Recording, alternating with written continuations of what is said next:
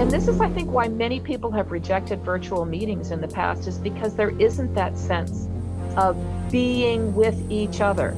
So the video gives us some sense of being with each other, but also being able to share little things as well as big things, to find out not only what we have to do, but how we're feeling about it. A meeting is not all pure transaction for the task at hand. It is also a transaction of how we are, who we are, and how we are together. So I think Liberating Structures invites us to get real serious work done, often playfully, but with attention to that social relational stuff, not just the task stuff. And as a good Italian woman, I'm waving my hands as I say this. This time on the Plutopia News Network, Nancy White joins John and Scoop in the virtual studio. Nancy helps facilitate successful meetings both online and offline using the techniques of liberating structures. In this episode, we discuss what makes a successful meeting, what techniques work and what don't, and chocolate. Hey everybody, welcome to the Plutopia News Network. You can find Plutopia on Twitter as Plutopia, on Facebook as Plutopia News Network, and also we're on Tumblr as Plutopia News Network. And we're also in the sky, pervasive in the clouds. Today our guest is Nancy White. Nancy's an international practitioner in understanding and practicing online and face-to-face group facilitation. Her broad focus includes distributed work, strategic planning, social learning, communities, and networks. And Nancy and I have showed up at a lot of the same online communities over the years. She's involved in Liberating Structures, which is an alternative way to approach design and how people work together. And I think a lot of that focuses online, and I'm just learning about liberating structures myself. So that's one thing we'll talk about today. So hi, Nancy. Hey, John. I should have told you not to read the official bio and just introduce me as a person. Well, I don't know. Should I have done that? It always feels a little stiff, doesn't it, when we do the official bio thing? But I really want people to know, what a great person you are and all that you do. Well, thank you. But, I think the real focus now is in how can we be useful and good practitioners versus experts. So in the time of COVID-19 pandemic, it's all hands, all ways, and all on.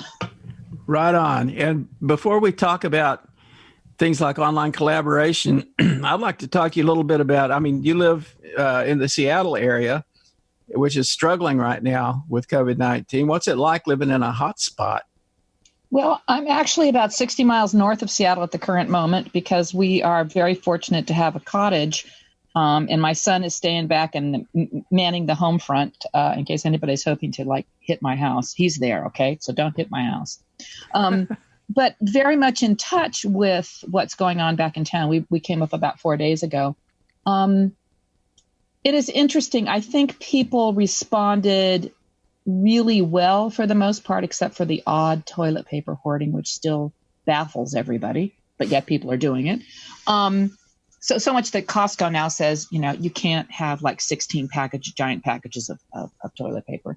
But it's been remarkable. So certain sectors particularly, so when the schools closed, how people came together to make sure that kids who had free and reduced lunch had their food packs, because these kids not only ate 2 meals a day at school, but also took home backpacks full of foods on Friday. So the community has mobilized around that. And what's interesting is in the news, you may hear that this is happening, but you don't know how it's happening. And in the back channel communities and networks, you see someone has plopped down a big bunch of money. Somebody has plopped down a bunch of logistical infrastructure moving food without asking for credit or publicity. Yeah, I've wondered how they do that. Do they set up a central distribution point and all the parents just show up to get the food for their kids? And is it several days of food at a time? So right now, Monday through Friday, you can show up and I think the city's divided into 5 or 6 sectors, and there's a high school, a middle school, and an elementary school, or 3 schools per sector. In ours, it happens to be a high school, middle school, and elementary school. They're spread out amongst our sector. And you can go there between like 11 and 1 or something, and you can pick up meals. Then through individual schools, like in one of the elementary schools where one of my granddaughter goes, the school nurse had always coordinated the family packs that went home on the weekend. It's a project here called Backpacks for Schools or something like that. And so in our school, the nurse says basically PayPal or Venmo money here, and we buy the food and we distribute it to the families. And some families, they're taking the food to the families. In some cases, families pick it up. It depends because, between the work, the social stigma, because frankly, our school is in a well-to-do sector of town, but there are families who aren't well-to-do. And, there's no need to publicly out anybody who has a need. So some of the tenderness and care for doing this happens at the individual level, not at the district organizing level. Their specialty is the larger logistic stuff, the policy stuff. But at the schools, you've got the community level stuff.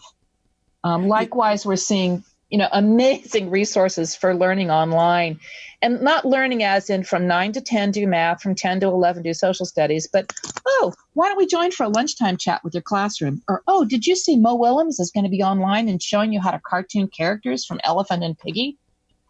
Just amazing stuff. So there's that kind of caring that's manifest through Facebook groups, through email lists, through Slack groups, you name it. People are self-organizing, particularly when I think our governor has done a good job, but we know some other leaders who might not have helped people make those decisions. It's coming from the ground up. I saw something the other day where like Josh Gad went online to read stories to kids. So I think that it's pretty widespread that they're finding ways to try to keep kids entertained other than just plopping them in front of the television set. Well, and I want to add also that they're also reassuring parents, if that's what you have to do that. Don't beat yourself up. Because I think there's a lot of high expectations. I mean, high-tech Seattle, we got all these Microsoft, Amazon, Facebook, they have high expectations. And some of it is just relax. Don't overstructure your day. Play with your kids, but call out the learning moments. Cooking is math. Walking outside, there's a nature field trip. There's a lot of stuff accessible to us without going to this kind of, we've got to make sure everything is continued the same. It's not the same. And I got a question about you were talking about how there's so much high tech in Seattle.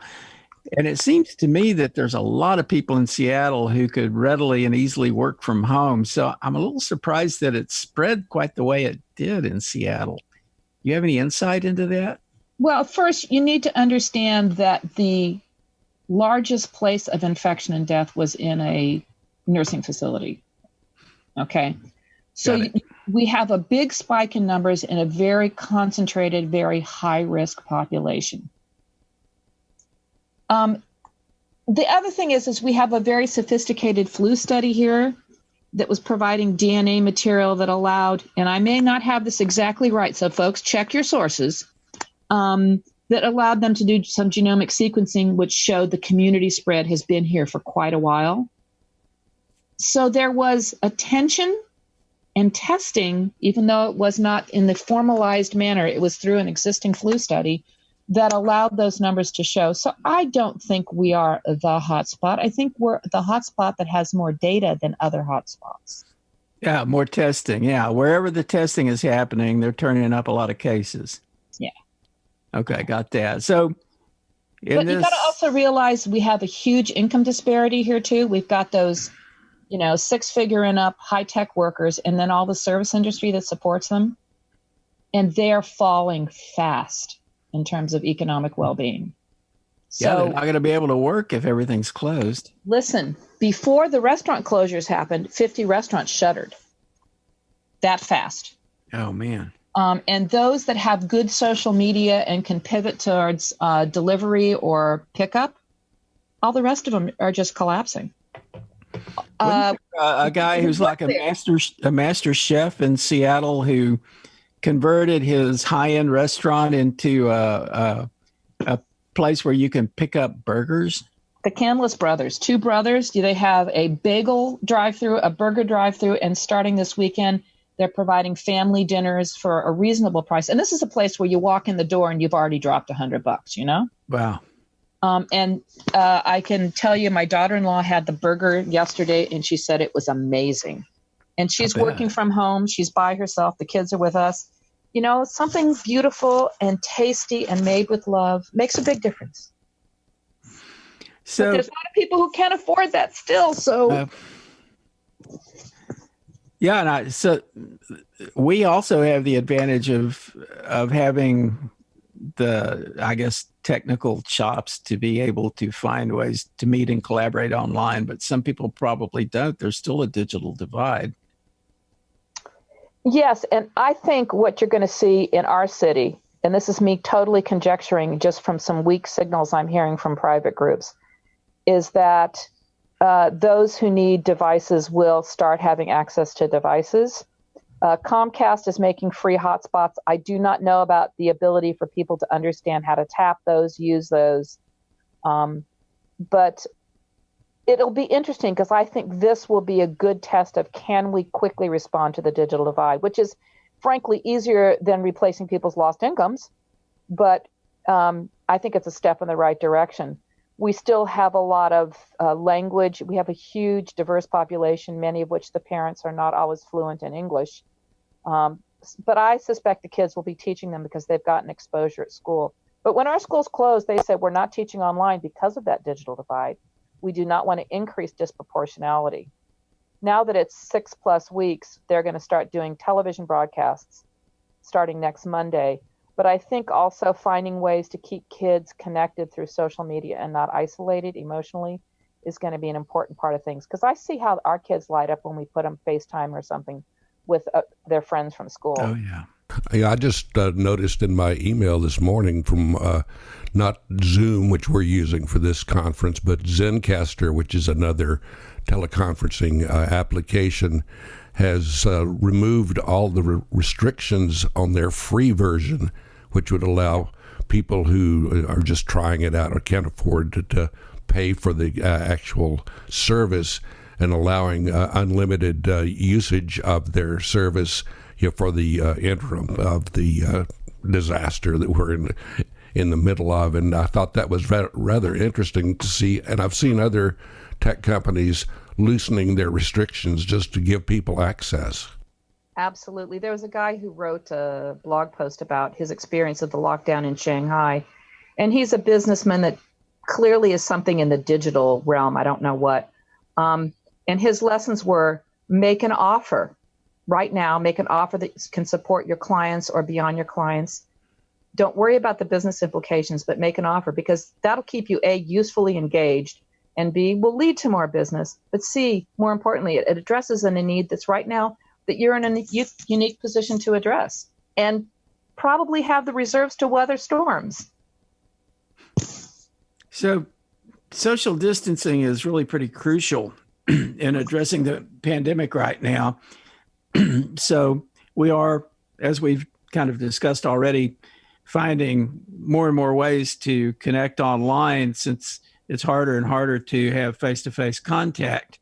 And you've been working through this organization called Liberating Structures to pull online facilitators together to support, kind of to better support the migration of meetings and gatherings online. How's that going? What can you say a little bit about what led you there and how effective that's been so far? I know that I've been in at least one of your meetings that had a ton of people show up.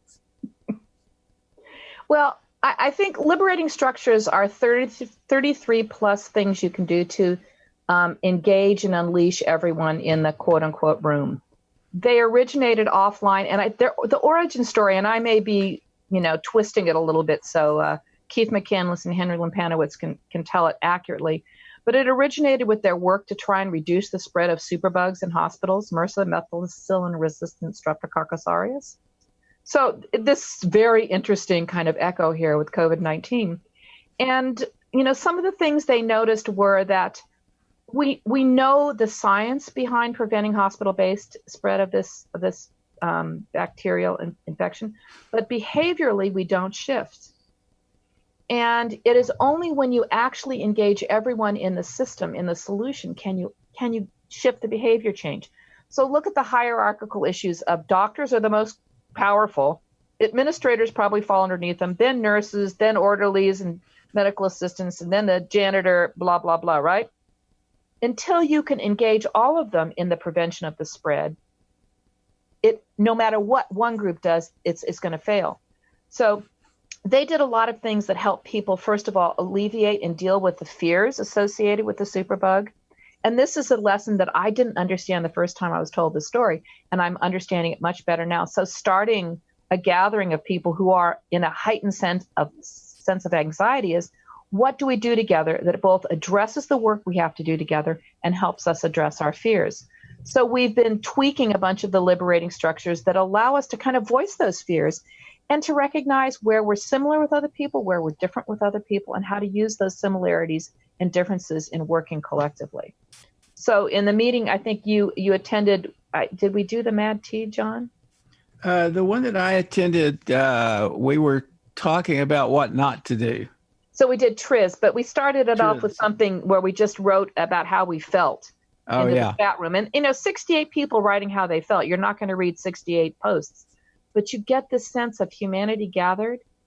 And this is, I think, why many people have rejected virtual meetings in the past, is because there isn't that sense of being with each other. So the video gives us some sense of being with each other, but also being able to share little things as well as big things, to find out not only what we have to do, but how we're feeling about it. A meeting is not all pure transaction for the task at hand. It is also transaction of how we are, who we are, and how we are together. So I think Liberating Structures invites us to get real serious work done, often playfully, but with attention to that social relational stuff, not just the task stuff. And as a good Italian woman, I'm waving my hands as I say this, right? The second thing is liberating structures help. I should go back to the MRSA story. So one of the things they did was improv prototyping. So they're actually improvising what happened, and they put chocolate pudding on their hands. And all the people who thought they were behaving appropriately all of a sudden found out they had touched their face. They had touched something that wasn't cleaned. And in that playful moment of actually acting out what they do every day, they realized they were not adhering to protocol. And there were things they could change. So, in terms of social isolation, we could be, thinking more playfully, but very deadly seriously about how we could do it better.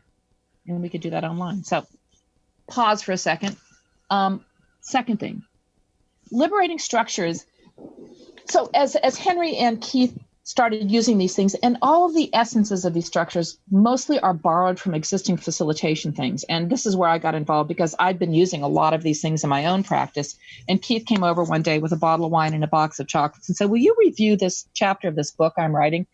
And my first comment was, "Oh yeah, I know all this stuff.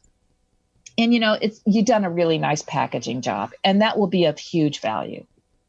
But what I didn't understand at that moment was, by understanding the pattern underneath what we do, we then can recombine those patterns in many different ways to quickly adjust to what's going on in the room and get us to what we need to do, rather than saying, "Well, here's my agenda and I'm sticking to it, darn it," which is, often a path of disaster, frankly.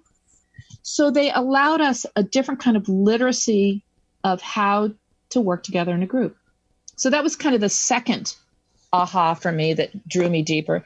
Then the third aha was how useful these approaches are in complex situations where you can't know the answer.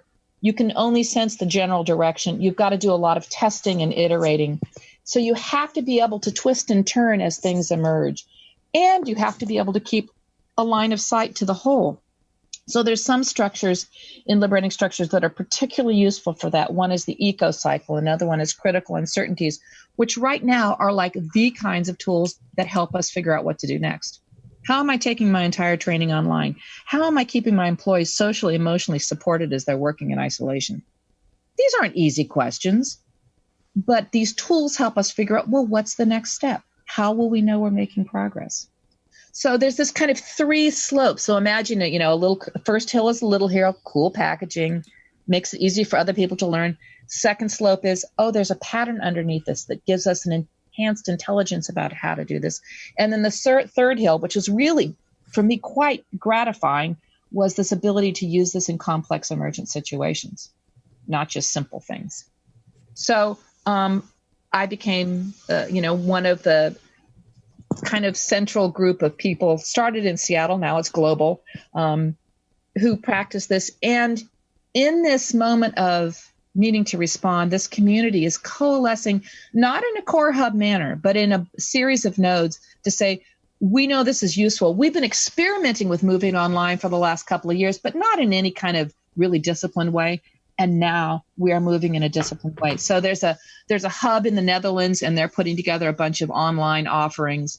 There's a hub here in the U.S., kind of West Coast centric, but spreading. There's a hub down in Austin. Anna Jackson with Alpinista Consulting is one of those critical people. And right now, Fisher Qua is also down there because they were on their way to 6 weeks of face-to-face events in Europe. They were at the Austin airport. They got on, line with 3 or 4 of us and say, all of a sudden, we're wondering we should go. And of course, Doomsday Nancy said, don't go. For some reason, I saw this one coming and they didn't go. Smart. Yeah. But this community, so we have that kind of access to each other. We have a Slack instance, but we use just whatever is available. We use Zoom for our online meetings because of the essential nature of large group, small group, back and forth. And the breakout rooms in Zoom are very helpful for that. And it's affordable compared to some platforms. So this community is really rising. And now there's a calendar, and I think there's like 16 or 18 upcoming free events in the next 7 days that people can join in various time zones to learn how to do liberating structures online. Boom. Well, all of us have been on, I'm sure, conferences where there was the inevitable 1 or 2 people who have decided to hijack the conference for their own purposes. Do you have a best practice for dealing with that kind of personality? Well, Scoop, I have no best practices. I have useful practices because context really matters. But first of all, is understanding why that behavior shows up in general. This is not with specific, really bizarre individuals. But we have been conditioned to individuate ourselves. And I learned this from another consultant who I really respect, Neil McCarthy at McCarthy Consulting. And he says, people need to differentiate themselves first. They need to be heard. They need to think that their uniqueness or their need or their opinion is visible to others. In order to work productively together, we have to collectively work together. So there's this kind of figure in your left hand, that individuation, and then place in your right hand that collective work. In order for collective work to happen, you need some space for individuation to happen first. So a lot of the things we do in liberating structures are first alone, think about, and then share in a pair, which is part of what we call 1, 2, 4, all. When one other person hears you and truly listens to you, okay, that matters too, a little bit of that kind of habituation to be heard gets toned down a little bit. The second pattern that helps with this is to alternate between large group and small group, because often the people who are really trying to hijack really want to be heard and haven't been heard. And that can be addressed in smaller groups more successfully than in larger groups. So those are the breakout rooms, right? Use the breakout rooms, yeah. Right on. I didn't even know Zoom had those until the other day. Well, you're not the first person to say that. Believe me, you. And I think, in like corporate organizations, we tend to see meetings as places where leaders can be seen and be heard because people feel if the leader shows leadership, we'll all follow. Add a yes and to that. And it's also the place for the leadership to shut up and have everyone else be heard and seen in the right combinations of people who need to work together and at the right scale. So we have to move from meetings as information dissemination and, oh God, that's sort of, I want to use the word posturing, but that's a negative word and I don't mean it that way, but is giving people validation that their leaders are with them. That's important, but that's not all we should be doing in our meetings. It isn't just a speech.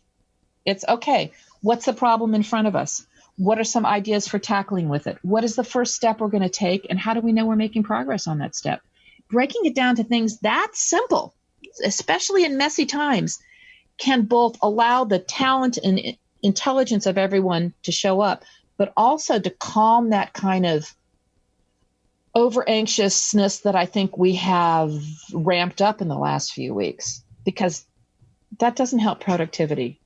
I was over anxious last week trying to do too much. And, I started really making a mess of things.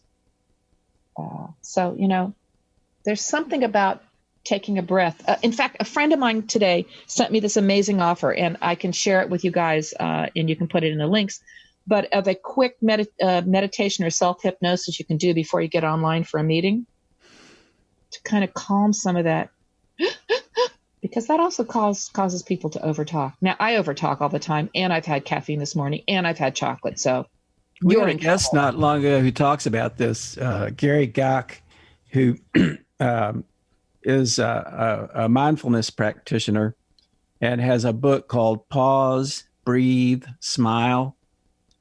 And much of what he's talking about in the book is that pause that you take, and how important it is to just stop for a minute before you do some things, and to take a breath, and then to smile. Well, Mike Parker and his liminal coaching, I should have the right name, but I'll give you the link. He says if you take big belly breaths, okay, so you could do it together. Take a big belly breath. Let it go. Let's do another one.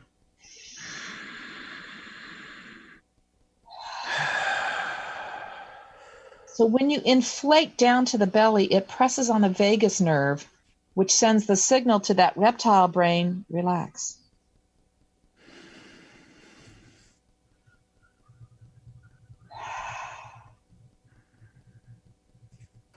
Now, I don't know if it can counteract caffeinated coffee and dark drinking chocolate mixed in equal proportions, but I think it's worth a try. Well, it's kind of interesting.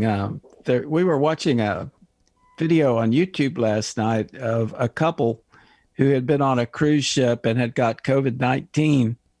And the guy got especially sick and had a really bad case of pneumonia. And he absolutely did not want to be placed on a respirator. So what he did was he knew some of these breathing exercises from a discipline he had followed, and he started using what he knew about deep breathing, even though, he was compromised by pneumonia, but he was doing the best he could to breathe deeply. And his oxygen level went from like 93 to 99, and he was able to avoid the respirator. Even though he had pneumonia, he had COVID-19, but he was able to bring up his oxygen level. Oh, I have no doubt about that. As a yoga practitioner, when I go to a doctor's appointment, they go like, your oxygenation is really good and your resting heart rate's really good. And I think, we have bodies, for God's sake. I think that brings something also super important about virtual meetings. We still have bodies. We're not brains and fingers on keyboards. And, helping people remember they're sitting in a chair and roll their shoulders and stand up and move. I often encourage people to do gentle twists and to literally stand up. And then if you're on video, everybody sees everybody's belly midsection. It's kind of weird.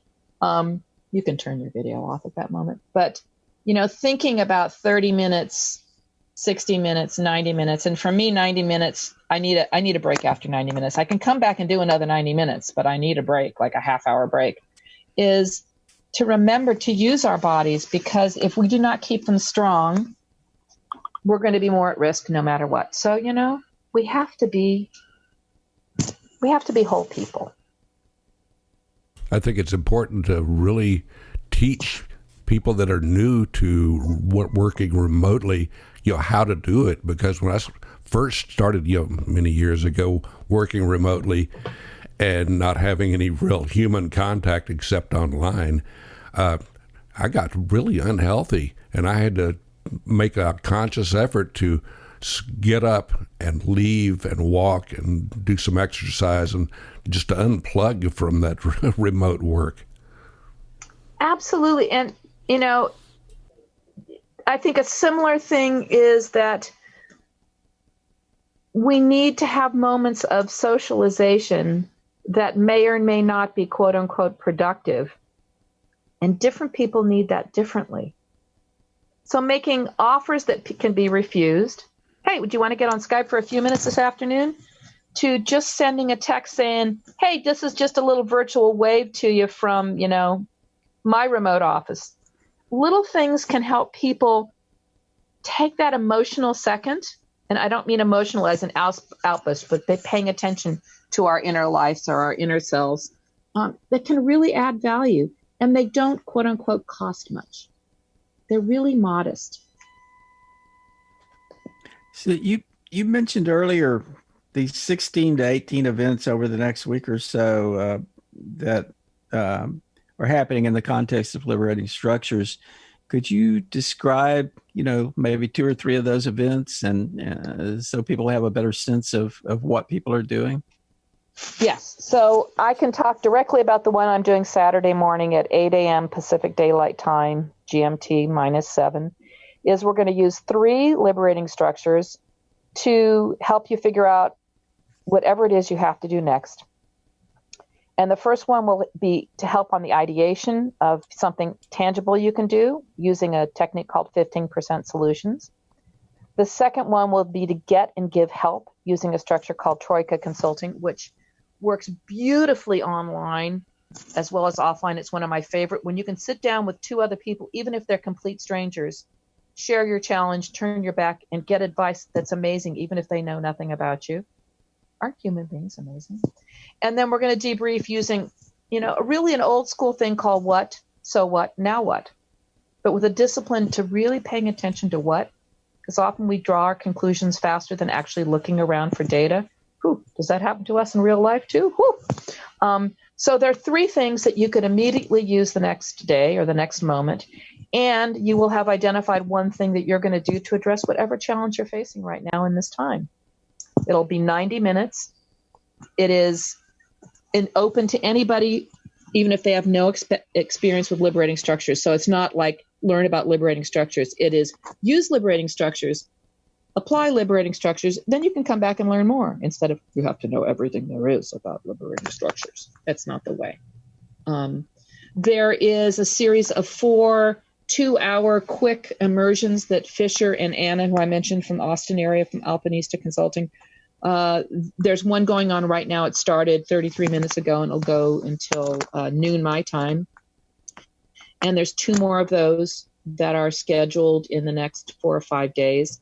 The folks in Amsterdam are doing one around Troika Consulting, and I forget what their other one is about. Maggie Chumbley, who's also here in Washington State, is doing every Friday morning a coffee online in Zoom, which may or may not be liberating structures focused, but helping connect, I think, particularly consultants many of whom are losing business entirely, just as a place to hang out and understand how virtual connection can help you in your day-to-day life. So those are some quick examples. And the calendar is hosted by Lucas Chaffee from QuicoChat. And Lucas has not only made a space available to us that automatically updates a calendar by just entering a few fields, but he's made an add-on to Zoom where people can self-organize their own breakout groups. So he's left an open Zoom/QuicoChat room that anybody could use at any time if they just want to step in and be with other people. So, this is all people doing this. Nobody's asking for a dime. They're just doing it, and it's freaking amazing, if I may say so. So do you think that the fact that we're all sort of cooped up right now, and the fact that there's so much activity among people who do online facilitation and online community who are already sort of entrenched in that, do you think that it can mainstream, that it can spread, and that people can become more effective at using online social tools other than, the corporate tools like Facebook and Twitter? I have no idea on the global scale. I am pretty confident that those people who can have a quality experience, and for me, using liberating structures is one of the ways to do that, it will change their practice. It already has. I mean, I have been doing what we call immersion workshops, which many of us old school, old time liberating structure folks do, which is 2 days of learning, just dive into the deep end of liberating structures. And I've seen people come out having changed their practice. When they see it online, particularly because I think people have had so many negative experiences online, you can't quite, jury rig an online experience because someone else controls the technology, whereas you can adapt a lot of things face-to-face for yourself without permission from anyone else. So when they see an experience online that contradicts those bad past experiences, and there's enough people that already have existing online meetings that it's going to change. Will it spread far enough to actually have an impact? I have no idea. I think as wide and diverse as my network is, it is still on the fringes of things.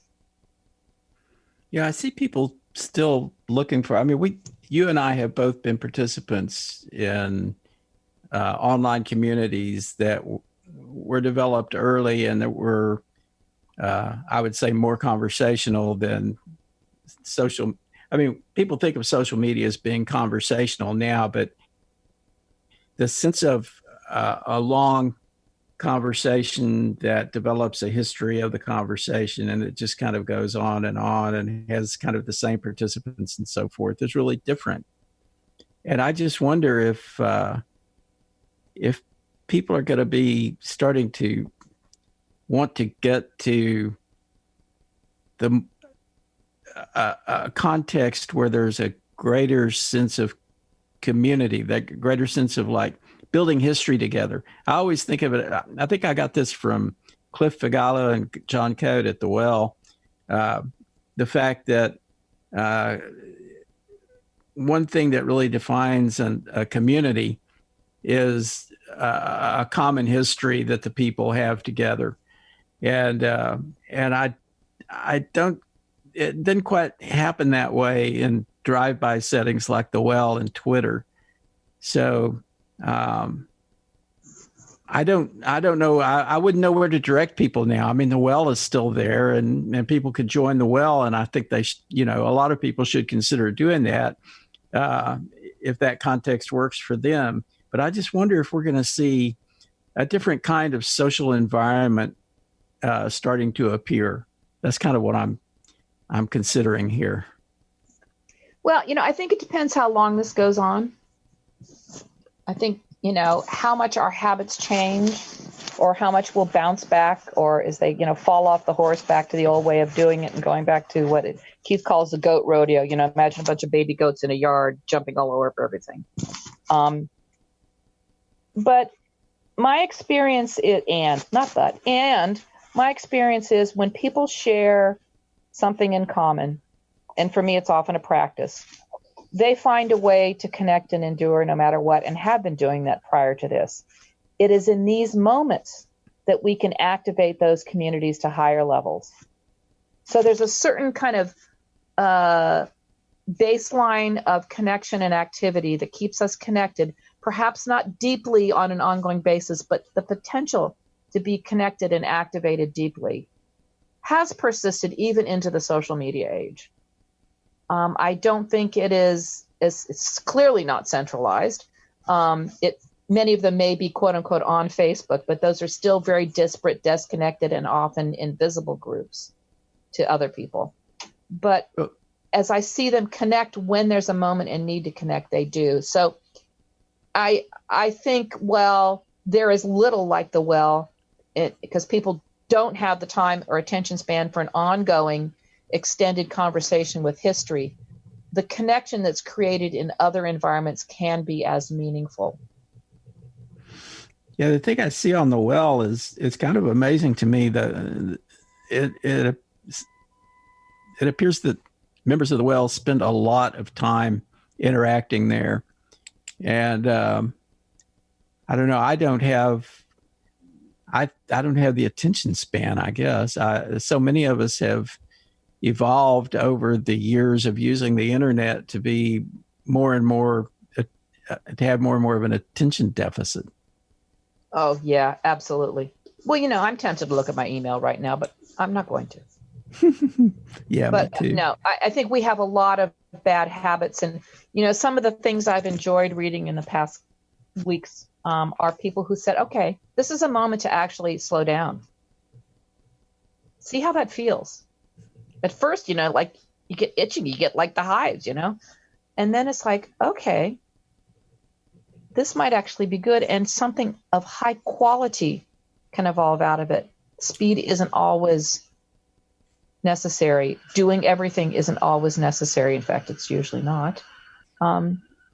It's a great moment to examine these assumptions we have and to examine our own patterns. Oh, self-reflection. Mamma mia. Before we leave, I think we should talk about chocolate. Because you're kind of a connoisseur. Or addict. What can you recommend? Are you still able to get the chocolate that you're used to getting? Well, I always have some chocolate on hand no matter what. I think it's a good practice. Some people hoard toilet paper. I don't hoard chocolate, but I always have some. But the discovery we made yesterday was I have some shelf-stable milk here. We can go to the grocery store and get things. That's fine. There's no panic in that sense. But, we're trying to limit our going out. Right. And so there was a container of macadamia milk, shelf-stable. So we opened it up and we followed the instructions using multiplying math, I might say. That was a learning moment.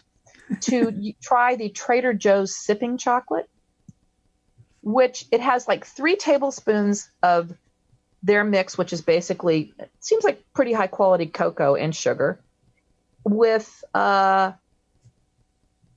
a cup of milk. It makes a nice sludge, okay? It was good. We had to add more milk to it. But we made them, when we had to add all this extra milk, we made too much. So I put it in a mason jar and put a lid in it, put it on the fridge. And this morning, I put it on the counter with the pot of coffee that I had made for my husband because I made him jump out of bed to reset the fuse that blew. Probably was my fault, by the way. And he goes, "What's this?" And I said, "The sipping chocolate. Mix it half and half with the coffee. Just zap it a little bit in the microwave to warm it up." And oh my God, Trader Joe's sipping chocolate. When you're next in Trader Joe's, keep your distance, wash your hands, but try the sipping chocolate. Thank you, Trader Joe's. Yeah, I'm thinking about going to Trader Joe's and other grocery stores as soon as I get my hazmat suit. I've been trying to find one online. Well, I'm betting on the imitation NASA Apollo spacesuit that's on eBay right now. I'm hoping to win that one. That will allow me to go shopping almost anywhere. They won't let you just buy it outright, huh? No, it's a competitive now on the internet. You have to bid for everything. You mean eBay's finally gone back to actually an auction model? Yeah. Well, Nancy, thank you very much for joining us today. This was fun. Yeah, it's a blast. And you should come back. We should do this regularly, really. I mean, there's always a lot to talk about. Well, I have no problem talking. Some people would wish the opposite. Me too. Well, thanks again. And we look forward to seeing you someday. I hope Thanks, that you guys. we can I'm all sure. gather. Yeah, we'll gather again. I'm knocking wood. What is it? We'll meet again. Don't know where, don't know when. If you promise to show up, I'll bring chocolate. Amen. And some barbecue, right? Oh, yeah. Think mole. Learn more about Nancy White at FullCirc, that's FullCirc.com. You can stay in touch with Plutopia at plutopia.io. On Facebook, look for @Plutopia News. On Twitter, it's @Plutopia. With John Lebkowski, I'm Scoop Sweeney. This is the Plutopia News Network, 20 minutes into the future.